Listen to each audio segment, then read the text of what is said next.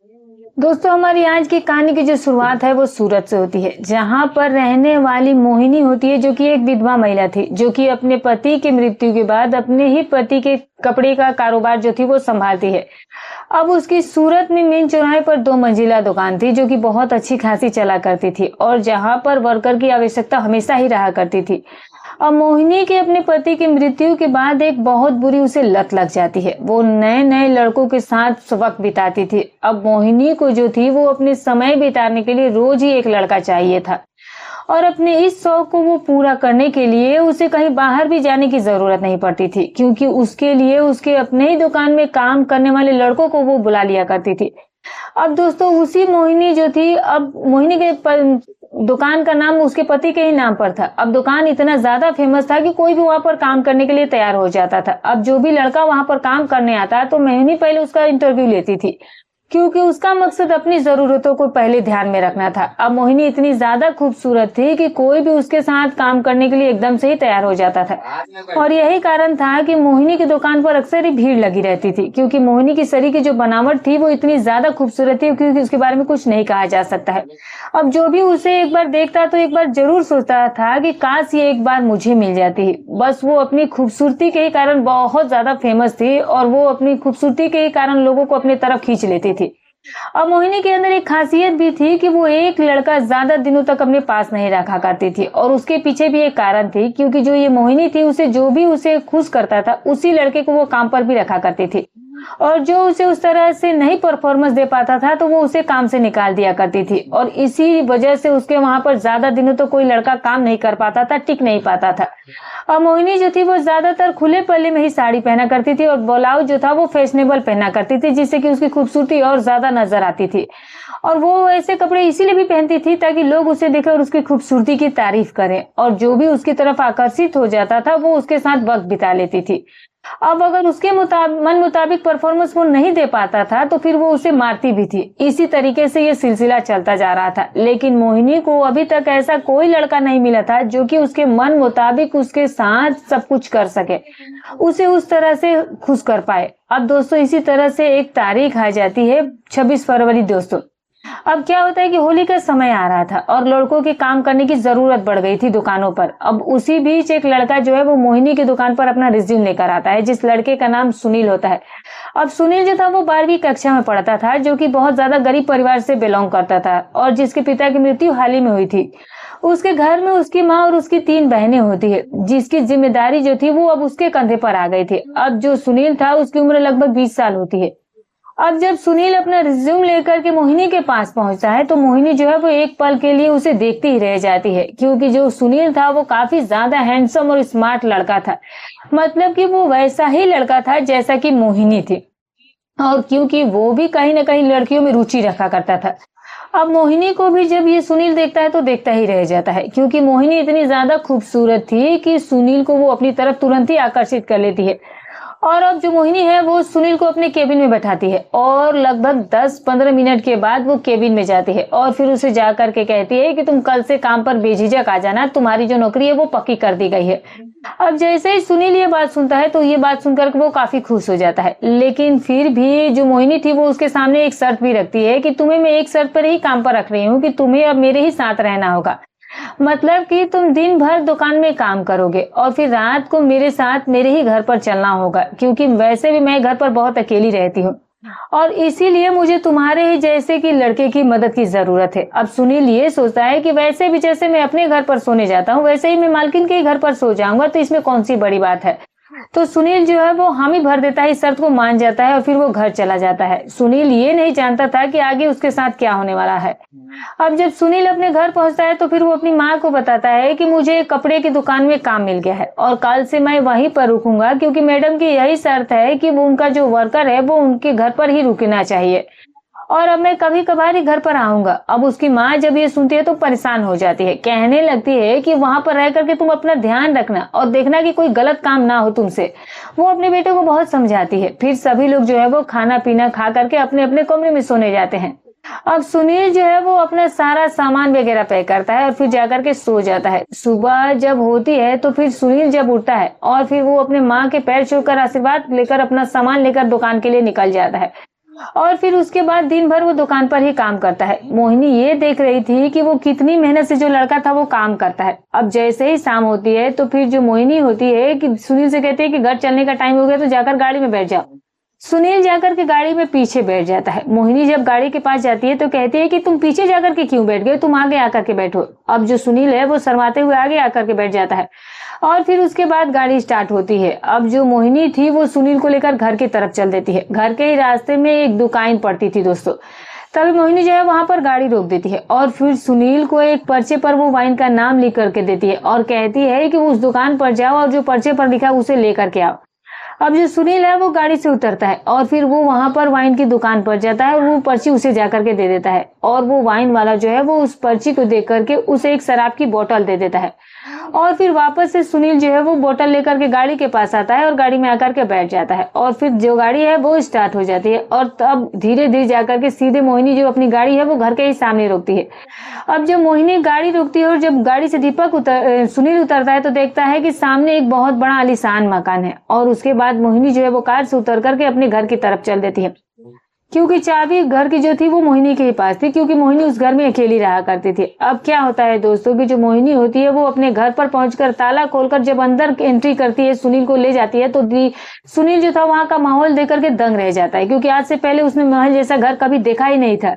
थोड़ी ही देर के बाद मोहिनी जो है वो सारे घर के लाइट और एसी ऑन कर देती है। अब जैसे ही लाइट की चकाचौंध ये सुनील देखता है तो वो देख करके दंग रह जाता है और चारों तरफ सर घुमाकर देखने लगता है, क्योंकि सुनील ने आज से पहले कभी भी इतना खूबसूरत घर अंदर से जाकर नहीं देखा था। तो वो अपनी मैडम से कहता है कि मैडम आपका घर तो वाकई में बहुत खूबसूरत है, बहुत ही सुंदर है, आप यहाँ पर अकेली कैसे रह लेती हो। तभी जो मोहिनी होती है ये कहती है कि मेरा घर ही सुंदर है, क्या मैं सुंदर नहीं हूँ। तभी जो सुनील होता है वो कहता है कि नहीं मैडम, आप तो उससे भी ज्यादा खूबसूरत हो। अब कहीं ना कहीं मोहिनी को ये बात बहुत अच्छी लग गई थी और फिर उसके बाद जो मोहिनी होती है वो कहती है कि तुम यही सोफे पर बैठ जाओ, मैं थोड़ा सा फ्रेश होकर के आ जाती हूँ। और फिर एसी भी वो ऑन कर देती है हॉल के और इसके बाद सीधा वो फ्रेश होने के लिए चली जाती है।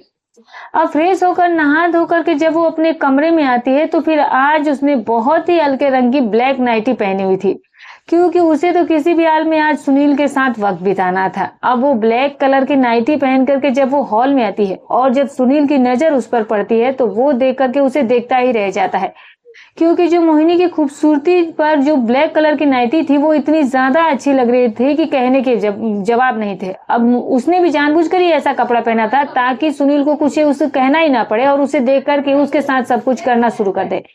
और फिर उसके बाद जो मोहिनी होती है वो उसके पास आकर के बैठ जाती है और वहां पर बैठने के बाद वो उसे नीचे झुकने का नाटक करती है, कुछ गिरा देती है। अब जब वो नीचे झुकती है तो जाहिर सी बात है कि सुनील को कुछ ऐसा अंग दिख जाता है, ताकि जानबूझकर उसने भी ऐसा ही किया था। अब जब सुनील ऐसे देखता है तो वो और भी ज्यादा बेचैन हो जाता है। अब जो मोहिनी होती है फिर से सीधा होकर बैठ जाती है और फिर कहती है कि तुम क्या देख रहे थे। अब सुनील जो है वो घबरा जाता है, कहता है कि मैडम मैं तो कुछ भी नहीं देख रहा था। तभी जो मोहिनी होती है वो कहती है कि मुझे पता है कि तुम क्या देख रहे थे। और फिर उसके बाद वो उसे कहती है कि जाओ वो जो मैंने बोतल शराब का खरीद कर लाया उसका पैक बनाओ। अब सुनील गाड़ी से जाकर के बोतल निकाल कर आता है और फिर एक पैक बना देता है। अब जब वो एक पैक बनाता है तभी मोहिनी कहती है कि क्यों तुम नहीं पियोगे। तभी सुनील कहता है कि नहीं मैडम, मैंने आज से पहले कभी नहीं पिए तो मैं नहीं पी पाऊंगा। लेकिन फिर क्या था दोस्तों, मोहिनी जो है वो जबरदस्ती उसे पिलाना शुरू कर देती है कि 2 गिलास बनाओ, तुम्हें मेरी सारी बातों को भी मानना पड़ेगा, शर्तों को भी मानना पड़ेगा। और एक बात मैं तुम्हें बता दूं कि अगर तुम मुझे खुश रखते हो तो तुम्हारी ये जो नौकरी है वो हमेशा पक्की रहेगी, और अगर तुम मुझे खुश नहीं कर पाओगे या नहीं रख पाओगे तो फिर ये नौकरी जो है वो तुम्हारे हाथ से जल्दी ही चली जाएगी। अब नौकरी को हाथ से जाते हुए सुनकर वो बहुत ज्यादा परेशान हो जाता है और वो ये सोचने लगता है कि अब मैडम जो कहेंगी मैं वो करूंगा, क्योंकि मेरे घर की जो दाल रोटी है अब तो वो मैडम के ही हाथ में है, मालकिन के ही हाथ में है।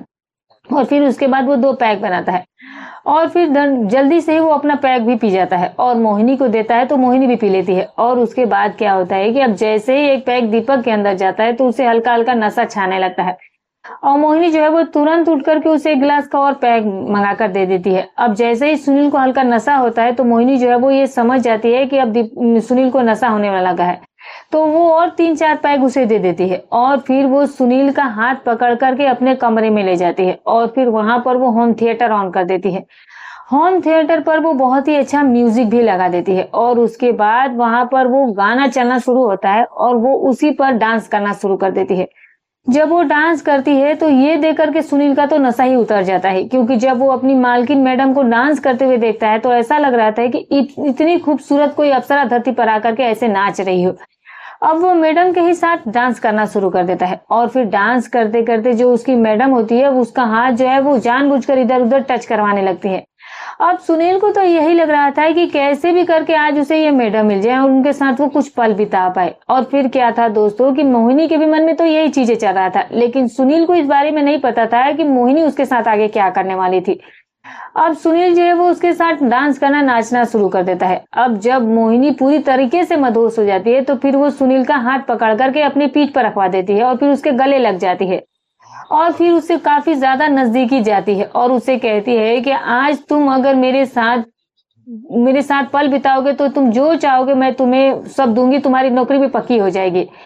अब इतनी कम उम्र के लड़के के साथ वो ये सब कुछ करने जा रही थी, वो भी यही सोच रही थी कि शायद आज उसका दिन बहुत अच्छा हो, बस यही है कि ये परफॉर्मेंस अच्छी से दे सके। अब उसके बाद क्या था दोस्तों कि अब अपनी नौकरी जाने का भी डर सुनील को हो चुका था और इसी वजह से सुनील जो है वो मोहिनी को हाथ पकड़कर बिस्तर तक ले जाता है और फिर उसके साथ वो गलत रिश्ते बनाना शुरू कर देता है और तब तक करता है जब तक कि मोहिनी जो है वो उसे खुद उससे मना ना करे, जब तक वो खुद उससे खुद को दूर ना करे। और फिर उसके बाद कुछ घंटों के बाद सुनील जो है वो बेड पर ही लेट जाता है और उसके बाद क्या होता है कि फिर दोनों लोग अपने अपने काम करके सो चुके थे। अब फिर क्या था कि अगला दिन सुबह होता है और मोहिनी जब उठती है तो सुनील से यही कहती है कि तुम्हारी कुछ हद तक तो नौकरी पक्की हो गई है, लेकिन अभी ये मत सोचना कि नौकरी पूरी पक्की हो गई है। तभी सुनील कहता है कि क्यों मैडम, मुझसे क्या गलती हो गई? तभी मोहिनी कहती है कि नहीं, तुमसे कोई गलती नहीं हुई है, लेकिन तुमने परफॉर्मेंस उतना अच्छा नहीं दिया। बस तुम्हारा परफॉर्मेंस जो था वो 70% ही था, तुम्हें 100% देना है और तुम्हें कैसे ये करना है अब ये तुम जानो। अब सुनील ये सोचने लग जाता है कि आखिर मैं ऐसा क्या करूं कि मैडम जो है वो मुझसे खुश हो जाए और मुझे नौकरी से ना निकाले। और फिर क्या था दोस्तों कि सुनील उस दिन दुकान जाता है और दिन भर जाकर के कपड़े की दुकान पर बैठकर काम करता है और सोचता ही रहता है। और अब लंच के टाइम पर वो अपनी मोबाइल में कुछ ऐसी चीजें देखता है कि मैडम को किस तरह से वो खुश रख पाए। और फिर उसके बाद जब वो छुट्टी का टाइम होता है तो मोहिनी उसे कहती है कि जाओ तुम गाड़ी में जाकर के बैठ जाओ। तभी सुनील मोहिनी से कहता है कि मैडम बस मुझे 10 मिनट का समय दीजिए, आप बस मुझे 10 मिनट दे दीजिए, मैं 10 मिनट में कुछ काम करके आता हूँ और फिर उसके बाद मैं आपके साथ घर चलता हूँ। तभी मोहिनी कहती है कि क्या काम है, किससे मिलना है? तभी वो कहता है कि बस कुछ नहीं मैडम, मुझे आप बस 10 मिनट दीजिए, मैं बस कुछ ही देर में गया और आ गया। और ये बात कहकर वहां से सुनील चला जाता है और फिर वो सीधे ही मेडिकल स्टोर पर जाकर के एक मेडिसिन लेता है।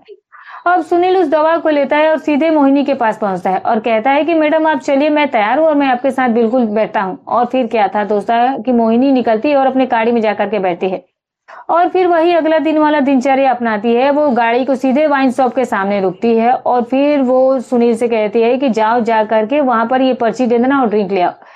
और फिर सुनील जाकर के दुकान से वापस से वो शराब की बोतल आता है, गाड़ी में बैठ जाता है और फिर उसी तरीके से मोहिनी घर पहुंचती है, फ्रेश होती है और फिर अपनी दूसरी नाइटी पहन करके आती है, क्योंकि उसे सुनील को बहुत ज्यादा रिझाना था। कहीं ना कहीं मोहिनी को उस दिन कहीं ना कहीं खुशी मिली थी, उसे बहुत अच्छा लगा था, लेकिन ये बात जो थी वो जाहिर नहीं होने दे रही थी कि वो सोचती थी कि अगर वो सुनील से ये बात कहेगी तो वो और ज्यादा अच्छे से परफॉर्म करेगा। इसीलिए मोहिनी जो थी वो उसे कुछ नहीं कहती और उसे जानबूझकर रुकसाती है। और फिर क्या था दोस्तों कि सुनील को पता था कि अगर वो मालकिन की बातों को नहीं सेटिस्फाई करेगा तो वो उसे काम से निकाल देगी। और फिर मोहिनी कहती है कि पैक बनाओ, उसी तरह से पैक बनाया जाता है। फिर दोनों लोग बैठकर ड्रिंक करते हैं। ड्रिंक करने के बाद मोहिनी उसे हाथ पकड़कर अपने कमरे में ले जाती है और कमरे में ले जाकर के उसके पास बैठकर उसे नजदीकी बढ़ाकर उसे कहती है कि आज तुमने अगर अपना परफॉर्मेंस अच्छा दिया तो समझ लेना कि तुम्हारी नौकरी पक्की हो गई है। अब फिर क्या था दोस्तों, क्योंकि सुनील को पता था कि उसे किसी भी तरह से अपनी नौकरी जो है वो पक्की करवानी ही करवानी है। और उसके बाद सुनील जो है वो एक ड्रिंक बनाता है और पीता है और फिर वो थोड़ी देर के बाद जो उसने गोलियां लेकर के आई थी दोस्तों वो भी खा लेता है। और उसके बाद क्या था कि वो मोहिनी के साथ समय बिताना, बातचीत करना शुरू कर देता है, लेकिन मोहिनी को मजा नहीं आ रहा था। वो कहती है कि तुमसे कुछ हो नहीं पाएगा, मुझसे ही गलती हो गई कि जो मैं तुम्हें लेकर के आ गई। मुझे तो लगा था कि तुम सारी चीजें हैंडल कर लोगे और खुश करोगे, लेकिन तभी सुनील कहता है कि मैडम मुझे 10 मिनट का वक्त दीजिए, मैं आपका ऐसा परफॉर्मेंस दूंगा कि आपने जिंदगी में पहले कभी ऐसा सोचा भी नहीं होगा। अब मोहिनी ये सुन करके थोड़ा देर वेट करती है और लगभग 15-20 मिनट के बाद सुनील के ऊपर उस दवा का असर होता है और फिर उसके बाद में उसके साथ में बातचीत करना शुरू कर देता है। और इस हद तक उससे बातचीत करता है दोस्तों कि जो मोहिनी थी वो उससे परेशान होने लगती है। और अब मोहिनी ये सोचती है कि आज इसे हो क्या गया है जो इस तरीके से ये मेरे साथ बातचीत कर रहा है। लेकिन कहीं ना कहीं मोहिनी को इस चीज से अच्छा भी लग रहा था, क्योंकि मोहिनी जो थी वो इस चीज से कहीं ना कहीं बहुत ज्यादा खुश हो रही थी, क्योंकि इतना ज्यादा प्यार उसे कोई कर ही नहीं पाया था।